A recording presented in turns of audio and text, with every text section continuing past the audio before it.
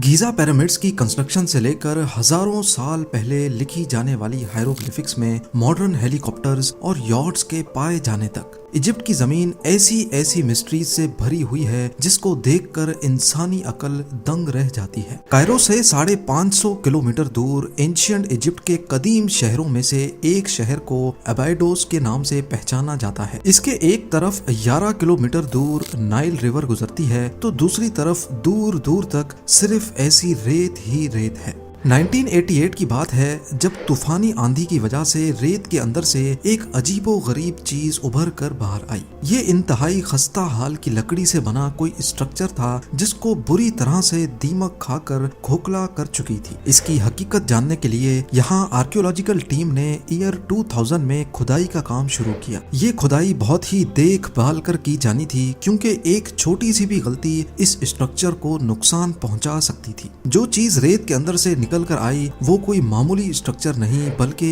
एक 70 फुट लंबी बोट थी। रेगिस्तान के बीचों बीच इस अकेली बोट का भला क्या काम था? मामला अभी यहाँ खत्म नहीं हुआ था। इस गुत्थी को सुलझाने की खोज अभी चल ही रही थी कि मालूम पड़ा कि यहाँ एक नहीं दो नहीं बल्कि ऐसी टोटल 14 बोट्स थी जिनको एक दूसरे के साथ साथ लाइन से रेगिस्तान में दफन किया गया था। ज़ेम टीवी की वीडियोस में एक बार फिर से खुशामदीद। नाजरीन, आर्कियोलॉजिस्ट इन खस्ता हाल बोट्स को पूरी तरह रेत से निकाल नहीं पाए थे क्योंकि उनको खदशा था कि अगर ऐसा किया तो ये बोट्स टूट जाएंगी और एक बहुत बड़ी मिस्ट्री अधूरी ही रह जाएगी। सिर्फ वो लकड़ी के चंद सैंपल्स की मदद से ये मालूम करने में कामयाब हुए कि बोट्स 5000 साल पुरानी है, यानी गीज़ा पिरामिड से भी 500 साल पुरानी। पर ये अकेला जवाब इस मिस्ट्री को सुलझाने के लिए काफी नहीं था। कुछ अरसे के बाद लेटेस्ट सोनार स्कैनिंग टेक्नोलॉजी की मदद से अब आर्कियोलॉजिस्ट इस काबिल हो चुके थे कि वो इस पूरे एरिया को बगैर हाथ लगाए उसका एक 3D मॉडल बना सकें।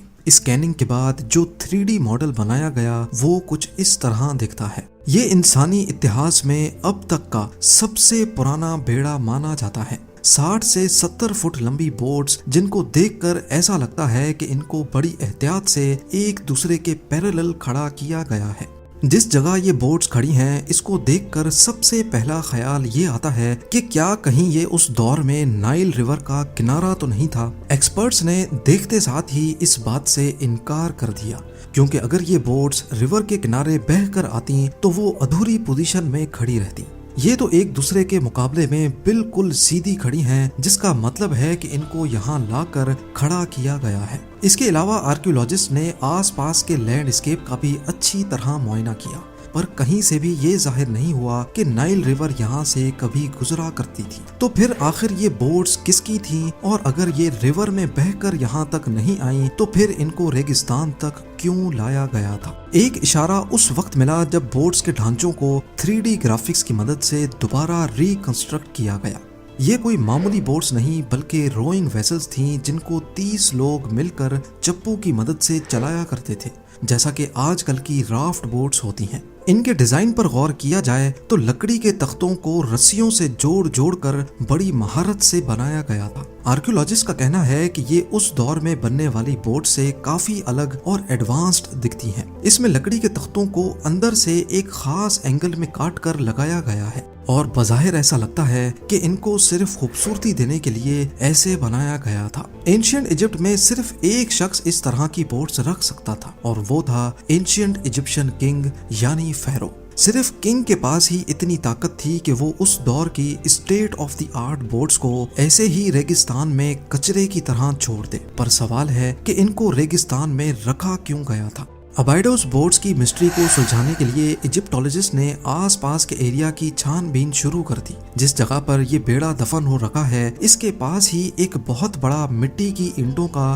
तबाहशुदा स्ट्रक्चर मौजूद है। एक्सपर्ट्स का मानना है कि ये इतना बड़ा स्ट्रक्चर एंशिएंट इजिप्शियन की इबादत गाह लगता है जहां वो अपने खुदा यानी अपने फेरो को पूजते थे। यहाँ अक्सर इवेंट्स भी हुआ करते थे क्योंकि यहाँ से ऐसे मिट्टी के बर्तन भी मिले हैं जिसमें कभी खाना और शराब डला करती थी। इन बर्तनों की कार्बन डेटिंग भी यही इशारा दे रही थी कि इनको उसी दौर में बनाया गया था जिस दौर में इन 14 बोट्स को बनाया गया था। अब इजिप्टोलॉजिस्ट को पक्का यकीन हो गया कि 14 बोट्स का इस स्ट्रक्चर के साथ जरूर कोई कनेक्शन है। करीब से जब इन बोट्स का दोबारा मुआयना किया गया तो एक ऐसा इशारा मिला जो इस डिस्कवरी के लिए एक बहुत बड़ा ब्रेक थ्रू होने वाला था। बोट्स के गिर्द भी मिट्टी से बनी ईंटें लगी हुई पाई गई। ईंटों की दीवार ठीक बोट की कर्व के हिसाब से बनी हुई थी कि जैसे इनको खास बोट्स के लिए बनाया गया हो। ये दीवार सिर्फ बोट्स की साइडों पर ही नहीं बल्कि उनके नीचे भी ऐसी ही ईंटें लगी हुई थी। अब जब 3 साइडों पर ईंटें लगी हैं तो जरूर बोट्स के ऊपर भी ईंटें लगाई गई होंगी जो अब वक्त के साथ गिरकर मलिया मेट हो चुकी हैं। 3D ग्राफिक्स की मदद से जब बोट्स के ऊपर वाले हिस्से पर भी ईंटें लगाई गईं तो वो कुछ इस तरह का मंजर पेश करने लगी। ये कुछ और नहीं बल्कि बोट्स के यानी कश्तियों के ताबूत थे। जी हाँ, ममीज की तरह इन बोट्स को भी 5000 साल पहले बड़ी शान और शौकत के साथ इन ताबूतों में डाला गया था। इनके ऊपर खूबसूरती के लिए व्हाइट लाइम स्टोन का प्लास्टर किया गया था। जब सूरज की रोशनी इन पर पड़ती थी तो ये रेगिस्तान में दूर से ही चमकती दिखाई देती थी। आपको यहाँ बताते चलें कि पिरामिड्स भी जब नए नए बने थे तब इनकी टॉप लेयर पर भी इसी किस्म का व्हाइट प्लास्टर लगाया गया था। आर्कियोलॉजिस्ट को कई एविडेंस मिले हैं जिससे जाहिर होता है कि ancient Egyptians white lime stone के प्लास्टर को खूबसूरती के लिए इस्तेमाल किया करते थे। लाइम स्टोन प्लास्टर के बाद पिरामिड्स भी रेगिस्तान में मोती की तरह चमकते थे। आर्कियोलॉजिस्ट कई सालों के बाद अबाइडोस बोट्स की मिस्ट्री को काफी हद तक सुलझा चुके थे। एक बात तो कंफर्म हो चुकी थी कि ये बोट्स नाइल रिवर में बहकर यहाँ तक नहीं आई थी। इनका एडवांस्ड डिजाइन इस बात की गवाही दे रहा है कि ये किसी एंशिएंट इजिप्शियन किंग की मलकियत थी और इनको ईंटों के ताबूत में डालकर रखा गया था। अब सिर्फ आखिरी सवाल के जवाब की तलाश थी कि बोट्स को ताबूत में डाला ही क्यों गया था। यहाँ से सिर्फ 1.5 किलोमीटर दूर रेगिस्तान में एक इजिप्शियन किंग की टूम्ब मौजूद है, यानी जहाँ उनको मरने के बाद रखा जाता है। हैरत की बात यह है कि ये टूम्ब भी उसी दौर में बनाई गई थी जिस दौर में बोट्स और इबादतगाह के अंदर मौजूद बर्तन बनाए गए थे। इस टूम्ब में न सिर्फ फेरो की मम्मी को रखा गया था बल्कि इसके साथ जो ये छोटे छोटे बॉक्सेस आप देख रहे हैं इनमें फेरो के करीबी साथियों को दफन किया गया था, वो भी सेम उसी दिन जिस दिन किंग की मौत हुई थी। जी हाँ, किंग के ऑनर में उसके जितने भी करीबी साथी थे उन्होंने भी अपनी जान देकर अपने फेरो अपने खुदा के साथ ही इस दुनिया से जाने का फैसला किया था। उनका ये यकीन था कि मरने के बाद वाले सफर को आसान बनाने के लिए किंग के साथ उसकी सारी दौलत, उसका सामान और हत्ता के उसके नौकरों को भी उसके साथ ही दफन किया जाए। बोट्स को भी उसी किंग की आफ्टर लाइफ को आसान बनाने के लिए इतनी शानो शौकत के साथ ताबूतों के अंदर रखा गया था। ये एक ऐसी रस्म है जिसको बाद वाले इजिप्शियन फेरोज की टूम्स में भी नोटिस किया जा चुका है। ज्यादातर इजिप्शियन फेरोज की टूम्स को लुटेरे लूट चुके हैं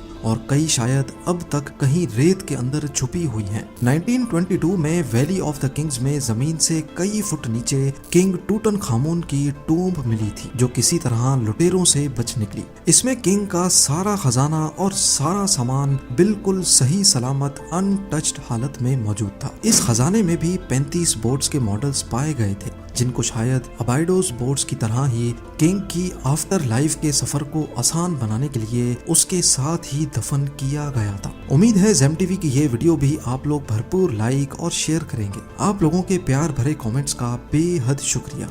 मिलते हैं अगली शानदार वीडियो में।